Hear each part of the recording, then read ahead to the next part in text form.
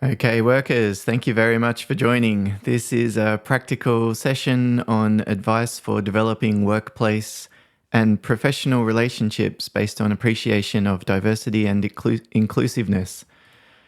What a hot topic. It's no surprise that I've got so many people attending this workshop. My goodness, this is something that is incredibly applicable in real world scenarios and not just an academic exercise. So, for that reason, this isn't just an academic exercise. I'm going to talk to you about practical steps that you can take to develop those workplace and professional relationships based on appreciation of diversity and inclusiveness. And what I'm going to do is, honestly, I'm going to give you some guidance around why some of these things are so challenging, like how we're hardwired as humans and what that means in terms of diversity and actually developing real working relationships with people who are different to us, and some of the different options that you've got for managing the issues that come up, preventing them at times, and then keeping check of things as the working relationship progresses. I suppose underpinning all of this is the way that we understand you and them.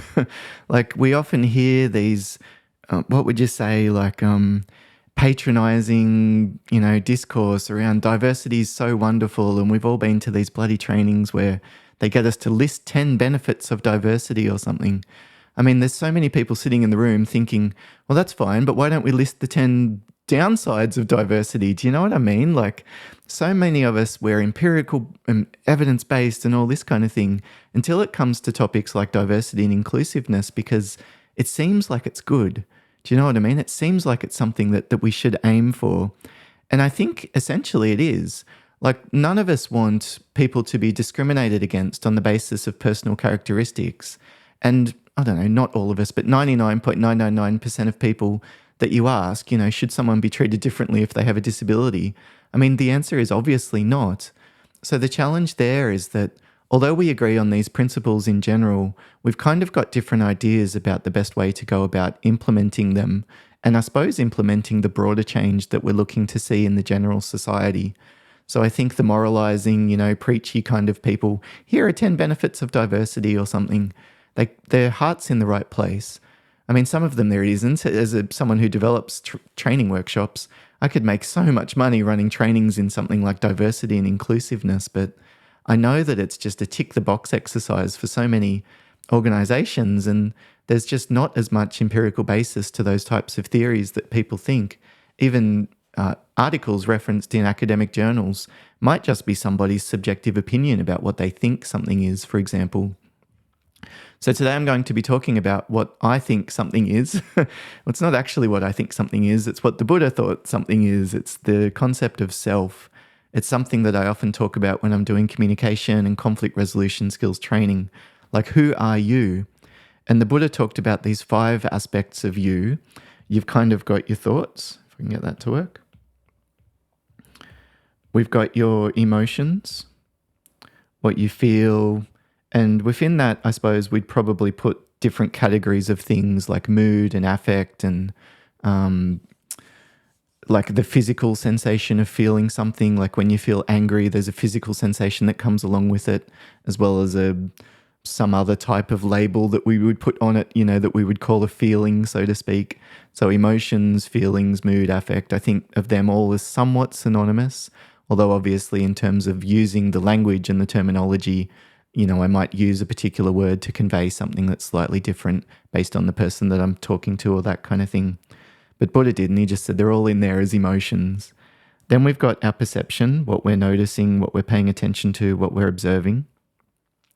We've got our volition, what we do. I guess probably behavior is actually a better way to put that, given that I'm talking to the workers. And finally, it would be our physical body, like our material self, our physical self. So who are you? Well, you've got your body, that's you. I'm Simon, I'm me. But, every 7 to 10 years or so, my cells almost completely regenerate. So I'm literally not the same me as I was when I was an infant. Like I've sort of created this ongoing process of fixing my body over time, which means that, there's nothing of that that's actually still constant. It is for some period of my life, but not all of it. Then we've got our behavior, what we do. That's, our actions. That's me, I guess, to some extent. Certainly that's what people think about me. It's the way that I act. Then we've got our perception, what I'm noticing and observing and paying attention to, our emotions and our thoughts. And then, of course, we've got somebody on the other side that has, all of those similar things as well. They've got their thoughts and feelings and emotions, their thoughts and emotions and perception, etc.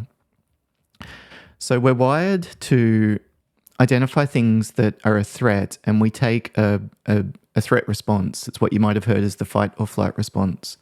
So one of the challenges with cultural difference is that it might trigger this threat response, which it's not a fully conscious thing, and in some situations it's a completely unconscious process that happens. The way that threat response actually plays out is that it impacts us on all 5 of these different layers. Our thoughts change. We tend to really focus on the threat and think more poorly of it. We might assume something negative about why someone acted the way they are when they look different to us, for example. Whereas someone who looks similar, we give them the benefit of the doubt. It can affect our emotions. We might experience shock or a small scale level of disgust or something like that at the smell of somebody's food if it's not familiar to us, their dress, even very subtle things like the way somebody holds themselves or facial expressions in response to something that you do. It affects our perception as we encounter something that's different to us. We focus on the stuff that's different, for example, rather than the things that are similar, particularly when there's a potential source of danger there, like it's someone who's in authority to us. It's like, oh my goodness, like, is something that I'm saying going to be perceived wrong or misunderstood? It puts us on edge, so it also contributes to that fight or flight kind of reaction.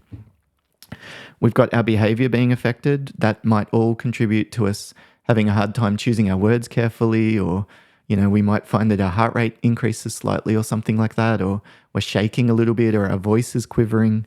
And our body changes too. We've got this process of a build-up of physical energy. There's a pumping of, I should say, it's blood pressure and blood sugar and oxygen levels and all that kind of stuff is ramping up. Adrenaline's pumping through our system.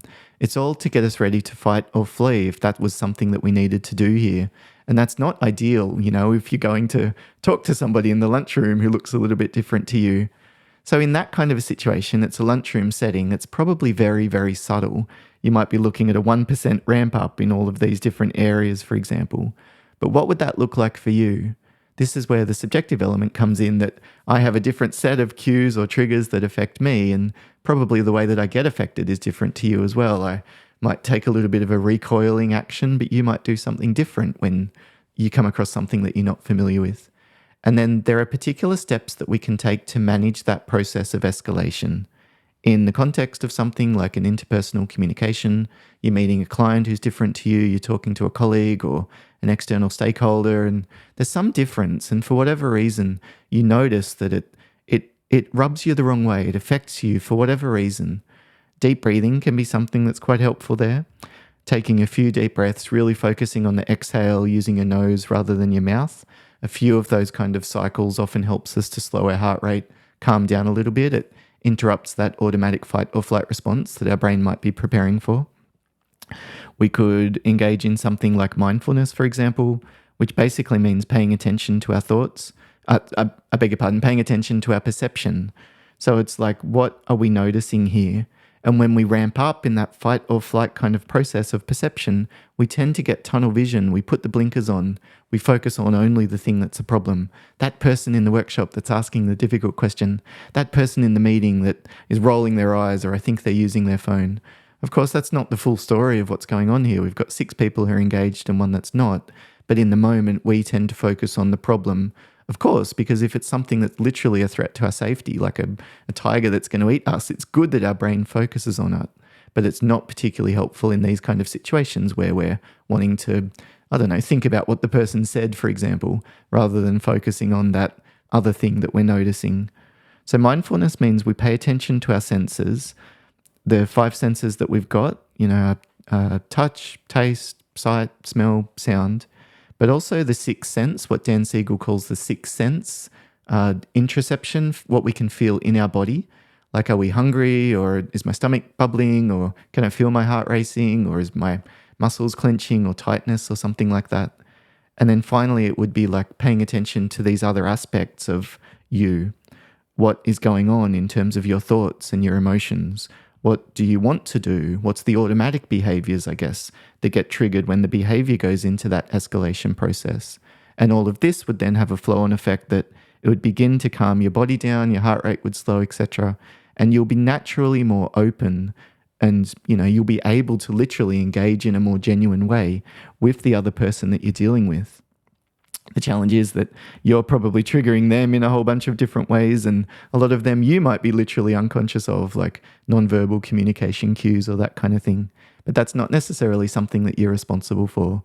If over here we've probably got, that's just outside of your control. Here we've got, probably there are steps that you can take to manage it, minimize the chance that you'll come across wrong. But ultimately that's in the eye of the perceiver. It's not up to you how you are perceived. It's up to the person that you're communicating with. But what you can certainly manage are the kinds of strategies that you can use to keep yourself calm in those kind of situations, and acknowledging the fact that although you're not a racist person, we all agree on these kind of principles that discrimination's wrong, etc. We also will have inherent challenges just due to the way that our brain and our body work when we encounter something that's different to us.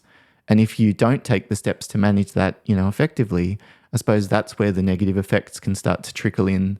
The stereotypes can go unchecked, the assumptions can go unmanaged, and that kind of thing. Well, I hope that that's been helpful for you, thinking about some of those different strategies that you can use for managing discrimination in your workplace and developing professional relationships based on an appreciation of diversity and inclusiveness. If you have any questions, I'd be happy to hang around. But otherwise, what if we leave it there? Thank you very much.